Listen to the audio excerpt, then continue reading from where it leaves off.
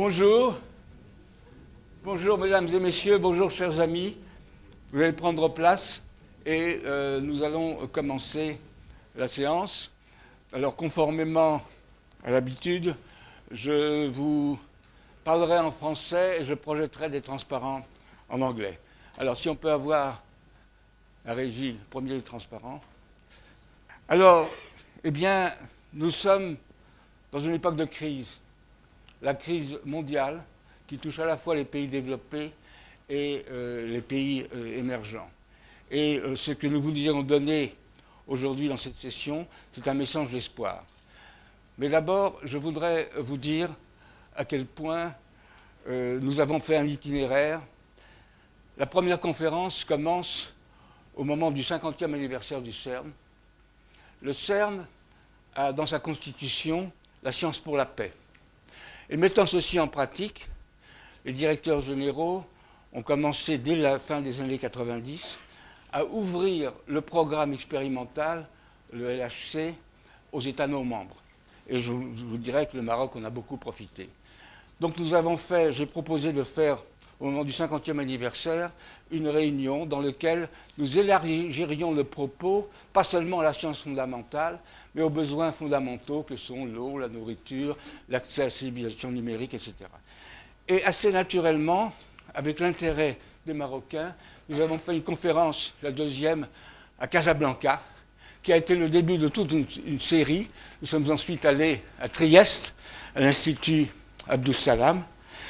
Puis ensuite, alors nous avions décidé à Trieste qu'il fallait peut-être se concentrer sur un certain nombre de choses en faisant des ateliers sur des sujets particuliers. Et nous avons réussi à Genève à discuter des problèmes épineux de l'eau au Moyen-Orient, en mettant pour la première fois dans la même salle des responsables de l'eau, israéliens, palestiniens et jordaniens. C'est une tradition qui s'est poursuivie depuis. Nous avons ensuite à Montpellier fait également une réunion dédiée, elle était présidée par Guy Wormser qui est ici, sur la question de l'Internet pour la science africaine. Nous avions été alertés par une collègue qui travaillait sur le Soleil. À l'époque, il faut dire que l'Internet qui nous coûte aujourd'hui, je ne sais pas moi, 29,90 dans n'importe quelle unité, coûtait en Afrique entre 5 000 et 8 000 $ par mois.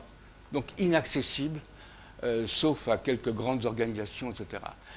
Et donc nous avons mis en marche quelque chose dont Margaret va nous parler aujourd'hui.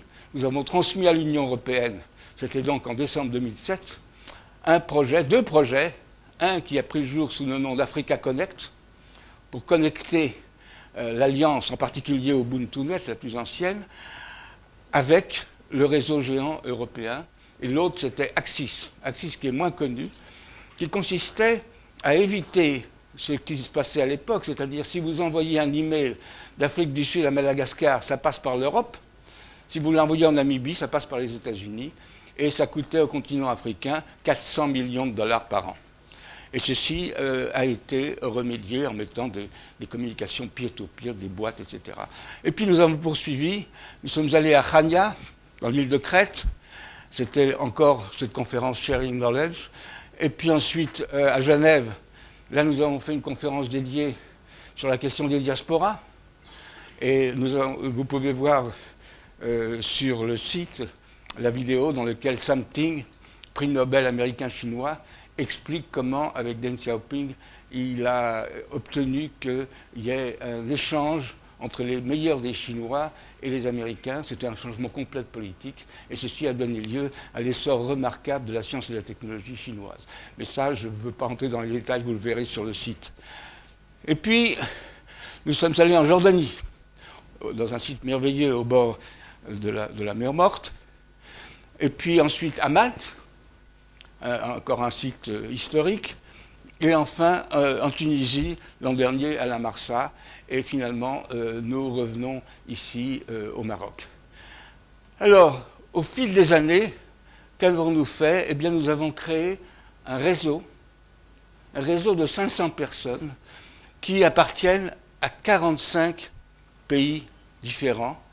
Ils ne peuvent pas venir à chaque fois, mais ils se tiennent en contact en particulier avec les moyens modernes que sont LinkedIn, Twitter, etc. Donc nous avons vraiment une communauté internationale, et je voudrais maintenant vous montrer sur quels principes elles sont basées. Eh bien, nous prenons nos statuts qui disent que la science étant un langage universel, elle est commune à tout le monde, quelles que soient leurs opinions politiques, philosophiques ou religieuses, que d'autre part, le développement de la science moderne devient maintenant mondial, soit par son objet, comme la question du climat, comme la question des épidémies, soit par la mobilisation de ressources considérables qu'elle implique, et le progrès, dernier considérant, le progrès dans les connaissances scientifiques ne peut pas rester indéfiniment porté par les pays développés qui vont bientôt, en 2050, être une minorité des 9 milliards d'habitants de la planète. Et par conséquent, il importe qu'il y ait aujourd'hui un transfert vers les élites de ces pays, de façon à former des gens, des jeunes, qui puissent prendre le relais, et que le fardeau, le devoir du développement de la science soit petit à petit, par des partenariats portés par l'ensemble de l'humanité. C'est un but considérable. Et donc, pour ce faire, nous avons un instrument qui est d'encourager le dialogue entre les scientifiques, ceux qui viennent de pays avancés et ceux qui viennent de pays moins avancés, de construire un réseau dans l'intérieur de la société civile qui se consacre à des projets de développement durable. Nous venons de voir que ce réseau existe et qu'il a des réalisations dont je vous parlerai un petit peu. D'organiser pour cela des conférences multidisciplinaires du format de celle qu'il y a lieu aujourd'hui et qui s'adressent à la satisfaction des besoins de base, l'eau, l'énergie, la nourriture, l'accès à la civilisation numérique, pour lequel il y a eu d'énormes progrès faits, pas seulement à cause de nous, évidemment, mais à cause du développement technologique général, et des choses liées à l'actualité, comme par exemple la prévention des catastrophes, qu'elles soient naturelles ou causées par l'homme. Alors, qui nous sommes? Eh bien, nous avons un conseil de fondation, et je vais vous citer ceux qui sont présents ou qui vont arriver ce soir à ça. C'est Pascal Colombani, John Ellis, Abdeslam Houmada, Jean-Louis Lacombe et moi-même. Nous avons un conseil scientifique, là aussi je ne vous citerai que les gens qui ont pris part à la préparation de cette conférence. Et puis vous avez aussi les organisateurs, les gens qui s'occupent de logistique, Sandra Carmignani, moi-même, et notre trésorier, Constantin Lanaras, à qui nous donnons des maux de tête considérables. Il y a aussi un petit groupe qui s'occupe avec beaucoup de diligence du développement des partenariats. Et donc, j'ai nommé Tjerk Kirschbaum et Jean-Louis Lacombe. Et puis, il y a l'équipe technique que vous voyez là, qui fait marcher toutes ces machineries complexes. Federico Saldana, Silvano, Josiane et Jonas Moses-Lustiger qui va tweeter. Et on va avoir des milliers de gens qui vont suivre grâce à lui. Et puis, finalement... attendez, le comité local, Raja Cherkaoui, Driss Ben Chekroun, Yahya Tayalati et Mohamed Shabab. Bon, alors ceci, le décor est planté, et que voulons-nous faire? Eh bien, d'abord, je cite un peu au hasard la diversité des choses dont nous traitons dans nos réunions. Il y a une très vieille revendication, c'est la mobilité des chercheurs. La question des visas avait été évoquée dès notre réunion au CERN. Elle se pose encore, et malheureusement, nous avons eu, par suite de choses, je dirais, purement bureaucratiques et inutiles, 4 collègues du Bénin qui n'ont pas pu assister. Nous verrons au moment des recommandations si nous pouvons faire des démarches plus générales en direction de l'Union africaine pour que les scientifiques africains qui sont l'espoir du continent puissent participer pleinement à des réunions à l'intérieur de ce même continent. Alors, il y a les centres internationaux de recherche, j'en parlerai à propos du Maroc, le CERN, Sésame, l'ICTP sera, on parlera de Sésame ce soir, l'ICTP de Trieste sera représenté, Alors la lutte contre la fracture numérique, ça sera également quelque chose dont nous parlerons beaucoup, Margaret nous en parlera. La nouvelle révolution agricole, ça c'est monsieur Lionel Baguidi qui devait en parler. Bon, j'espère qu'on pourra avoir au moins un Skype de lui. Les maladies émergentes, le salissement de l'eau de mer et l'énergie pour le développement. Alors, que voulons-nous faire? Alors d'abord, je parle déjà du CERN. Eh bien, le Maroc a été le premier pays d'Afrique et du monde arabe à être intégré à l'expérience du CERN de façon indépendante dès 1996. Vous voyez? Donc c'est un consortium d'universités marocaines et tout ça concerne évidemment le détecteur LHC, qui est une énorme bête avec 3000 scientifiques de 178 universités dans 38 pays. Voilà, et donc vous savez qu'en ce moment, et on en parlera le dernier jour, il y a la question du fameux boson de Higgs, et donc c'est très important que le Maroc a su, le premier parmi les pays d'Afrique, avant même l'Afrique du Sud, être parmi les pionniers de cette aventure. Et puis alors, il y a les alliances de réseaux académiques, et voilà, j'avais été très fier à Malte d'avoir les chefs des 3 alliances qui sont UbuntuNet, l'alliance de l'Afrique centrale avec M. Koné, et puis l'alliance des pays arabes. Et je fais remarquer que ces 3 personnes assises à cette table représentent un service d'université pour 1 milliard de personnes. Et donc ça c'est quand même un très grand succès auquel nous avons contribué parmi d'autres. Mais Margaret vous dira comment, avec cet argent qui a été débloqué, il nous a fallu 5 ans pour obtenir que 16 millions d'euros soient consacrés au développement de ce Africa Connect, et on en verra les résultats concrets. Margaret parlera au nom de UbuntuNet. Voilà, alors maintenant, venons-en à une question plus générale. Ce sur quoi nous voulons mettre l'accent, c'est le développement en Afrique et en plus les buts du millénaire de combattre la pauvreté la plus extrême. Et la question se pose, elle a le droit de se poser, y aura-t-il assez de ressources sur cette planète? Certains disent qu'il faudra une 2e planète, ou bien il faut s'adresser, etc. Ça, c'est une question qui se pose. La question, c'est quelles sont les réponses qu'on y donne? Et ces réponses sont malheureusement teintées d'idéologie. Alors, je reviens en arrière. Il y a les pessimistes. Il y a un monsieur Malthus, Thomas Malthus, à la veille de la Révolution française, qui faisait remarquer que la population croît de façon exponentielle, mais que la nourriture croît de façon linéaire. Pourquoi? Parce que pour lui, la nourriture, c'était aller défricher de nouvelles terres. Mais il avait l'excuse d'être au XVIIIe siècle.